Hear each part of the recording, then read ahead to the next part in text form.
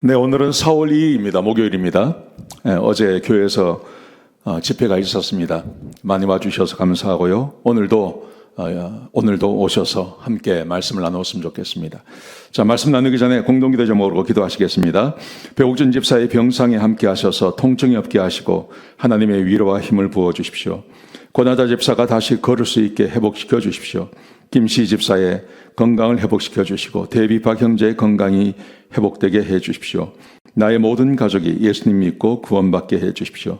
예수님의 이름으로 기도합니다. 아멘. 오늘 본문의 말씀은 마태복음 27장 27절에서 44절까지 말씀입니다. 예수님께서 당하신 희생이라는 제목으로 함께 말씀을 함께 나누시겠습니다.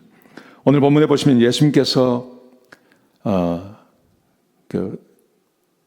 이제 사형을 언도받으시죠. 사형. 어제 말씀에 빌라도가 예수님을 풀어주려고 하다가 되지 않죠.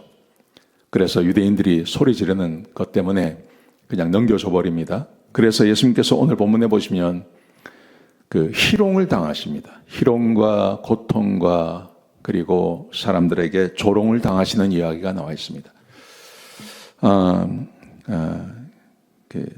우리는 이 고난주간이 되면 예수님께서 당하시는 그 고난을 한번 생각해 볼 필요가 있습니다. 우리를 위해서 하나님이 인간의 몸을 가지고 오셔서 그 많은 능력과 힘이 있음에도 불구하고 예수님께서 고난을 당하십니다. 그 고난의 의미를 좀 생각해 보셨으면 좋겠습니다. 자, 오늘 본문에 보시면 먼저 로마 군병에게 희롱을 당하십니다. 27절부터 30절까지 말씀해 보시면 총독이 자기 로마의 군병들에게 예수님을 넘겨줍니다. 그러자 그 군병들이 예수님을 데리고 관정 안으로 들어갑니다. 관정 안으로 들어가서 온 군대를 모읍니다. 온 군대를 모아서 예수님의 옷을 벗기고 홍포를 입힙니다. 이 홍포 빨간색 옷이라는 것은 그게 왕의 색깔이죠. 로마 군병들이 생각하기는요.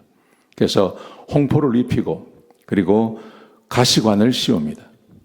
그리고 그리고 무릎을 꿇고 희롱하면서 유대인의 왕이여 평안하라 하고 조롱을 하죠.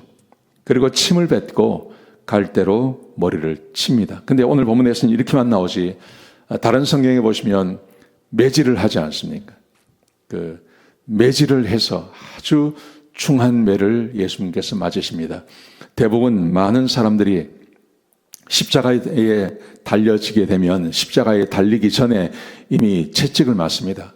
근데 그 채찍이 그냥 채찍이 아니라 패션 오브 크라이스트라고 하는 영화에 보면 잘 나와 있죠. 채찍 끝에 이렇게 쇠붙이나 아니면 동물의 뼈가 있어서 채찍을 치면 그것이 몸에 박히고 또 다시 채찍을 거두어들이면 몸이 다 찢어져 버리는 그런 매를 40대를 맞죠. 그리고 십자가에 못 박히게 됩니다.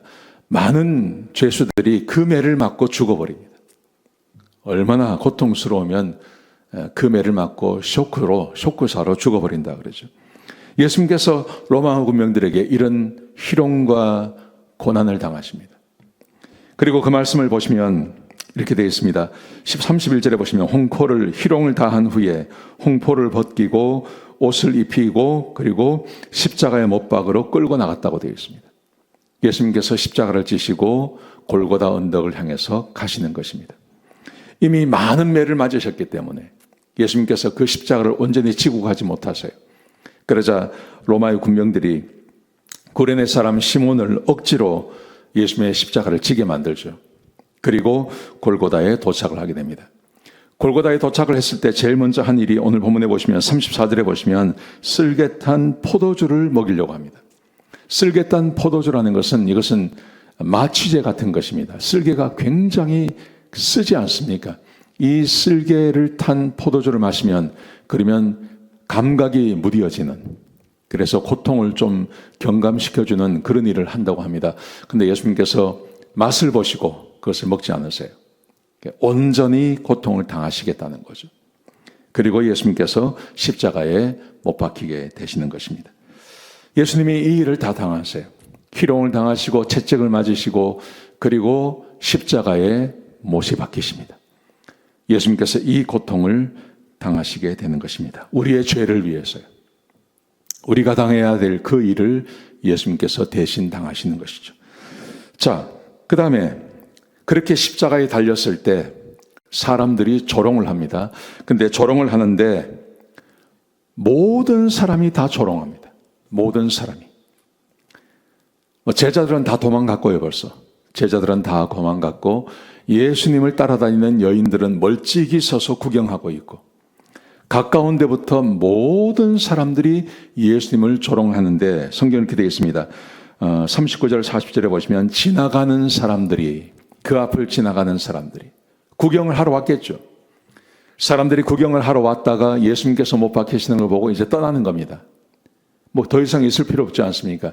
그러면서 지나가는 사람들이 그곳에 혹시 예수님께서 살아있을 때 능력을 많이 행하셨으니까 어떤 능력을 행하고 내려오지 않을까 하고 구경꾼으로 왔던 사람들이 지나가며 이렇게 말을 합니다. 성전을 헐고 사흘 만에 다시 짓겠다고 한 자여 십자가에서 내려오라. 그러면 우리가 믿을게. 사람들이 왔다가 기대를 하고 왔다가 그 기대가 채워지지 않으니까 지나가면서 희롱을 하고 욕을 하고 떠나는 것입니다. 예수님께서 이 고난을 당하십니다. 이 희롱을 예수님께서 당하십니다. 그 다음에 41절에 보시면 대제사장 서기관들 장로들이 이렇게 희롱을 합니다. 네가 남은 구원하였으면서 자기는 구원하지 못하느냐. 그들은 십자가의 죽음이 끝이라고 생각한 것이죠. 그래서 남은 구원하면서 너는 너 자신은 구원하지 못하느냐. 그러면서 이렇게 말을 합니다. 너희가 지금 십자가에서 내려온다면 우리가 믿겠다. 이렇게 말합니다.